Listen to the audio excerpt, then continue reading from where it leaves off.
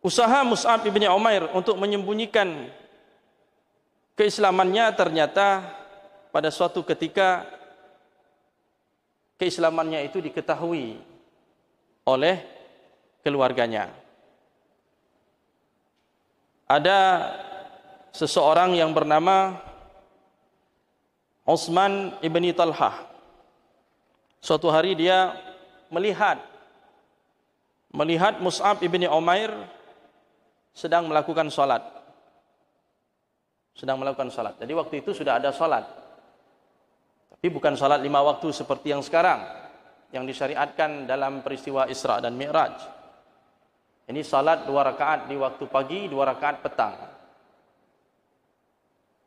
Sehingga Sayyidah Aisyah mengatakan ketika disyariatkan salat 5 waktu, maka salat yang dulu pernah dilakukan 2 rakaat itu menjadi salat kasar.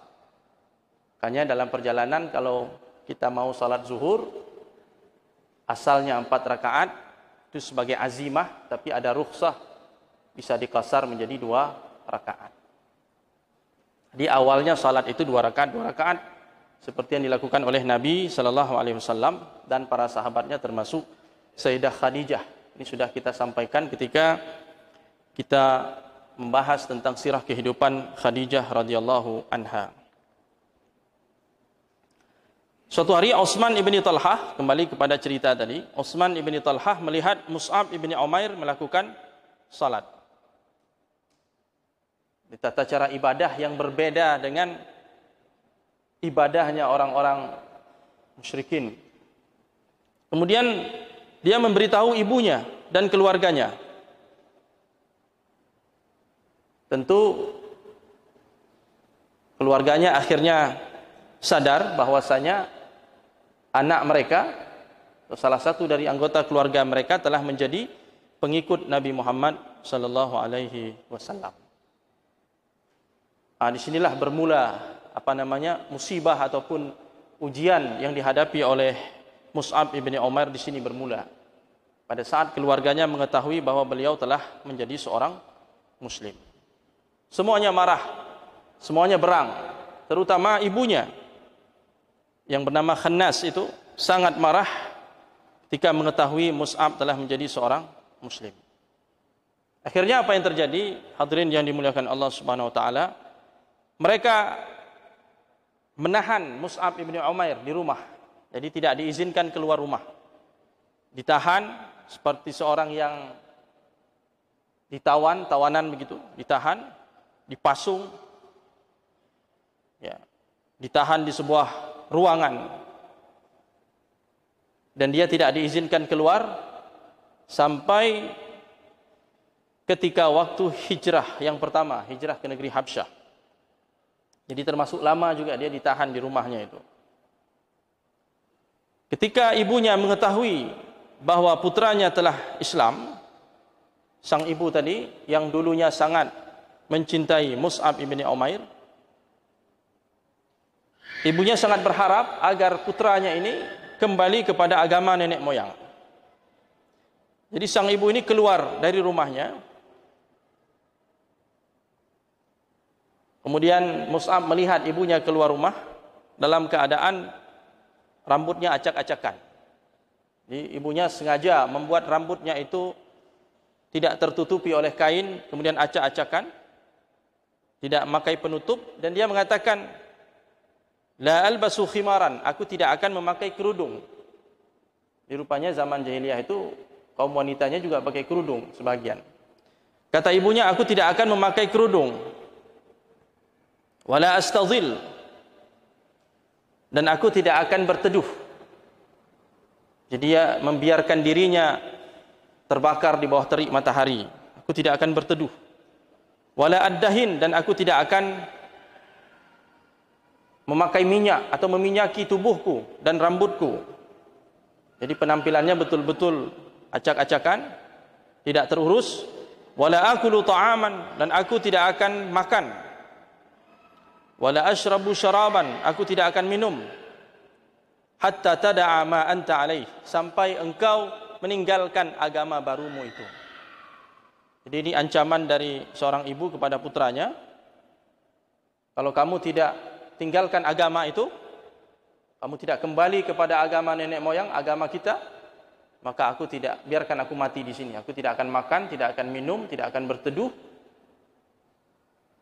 Aku akan mati dengan sendirinya. Ini ancaman seorang ibu kepada anaknya. Dia tahu anaknya sayang kepada ibunya.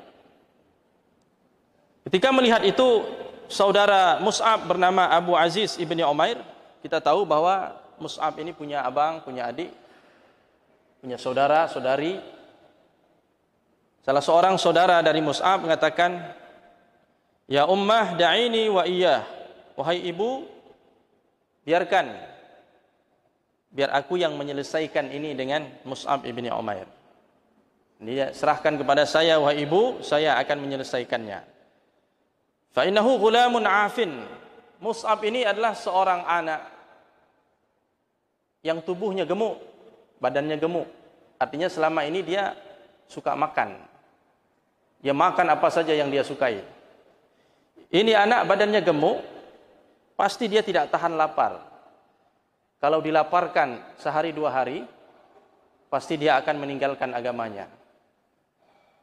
Nah, jadi abangnya bernama Abu Aziz ibni Umair punya ide ya, ataupun punya cara. Kata dia, supaya Mus'ab ini kembali kepada agama nenek moyangnya, maka dia harus disiksa dengan lapar. Jadi nggak ada gunanya si ibu berdiri di bawah terik matahari, dia tidak akan meninggalkan agamanya. Kita siksa dengan lapar. Dia tidak akan tahan, menahan lapar itu. Akhirnya ancaman itu dilakukan oleh Abu Aziz ibni Umair, namun Mus'ab ibni Umair tetap teguh dengan pendiriannya. Dia tidak pernah berubah dan dia tidak pernah menyatakan keluar dari agamanya setelah dia beriman kepada Allah dan Rasulnya. Jadi semua sahabat-sahabat Nabi Sallallahu Alaihi Wasallam yang Islam pada periode itu semuanya teguh sekali iman mereka. Ketika iman itu sudah masuk ke dalam hati dan jiwa mereka, maka sulit untuk, tidak mungkin lagi mereka dipisahkan dari iman tersebut. Walaupun berbagai macam ancaman, siksaan. Karena iman itu sudah melekat di hati. Mereka akan pertaruhkan apa saja untuk mempertahankan itu. Dan fakta inilah yang di kemudian hari itu disampaikan oleh Heraklius dalam perbincangannya dengan Abu Sufyan. Heraklius pernah bertanya kepada Abu Sufyan, siapa orang-orang yang mengikuti Muhammad itu? Kata Abu Sufyan, orang-orang yang tertindas di Mekah, orang-orang lemah, orang-orang tertindas. Kata Heraklius, memang begitu. Para nabi rata-rata pengikutnya itu adalah orang-orang yang tertindas, orang-orang yang terzalimi. Pengikut para nabi, bukan Nabi Muhammad saja, nabi-nabi sebelumnya. Kemudian Heraklius bertanya kepada Abu Sufyan, apakah ada di antara mereka yang setelah beriman menyatakan diri sebagai muslim kemudian mereka pindah agama, meninggalkan agamanya? Kata Abu Sufyan, tidak ada. Semuanya teguh dengan iman mereka. Walaupun disiksa dengan berbagai macam cara, mereka tetap teguh. Kemudian kata Heraklius, begitulah ketika iman sudah menancap di dalam hati. Ketika iman sudah menyatu dengan hati, maka tidak akan pernah terpisahkan. Itu kata Heraklius yang ketika itu dia masih beragama Nasrani. Tapi dia mengakui sahabat-sahabat Rasulullah yang sangat teguh mempertahankan iman mereka. Termasuk di dalamnya adalah Mus'ab ibni Umair radhiyallahu anhu.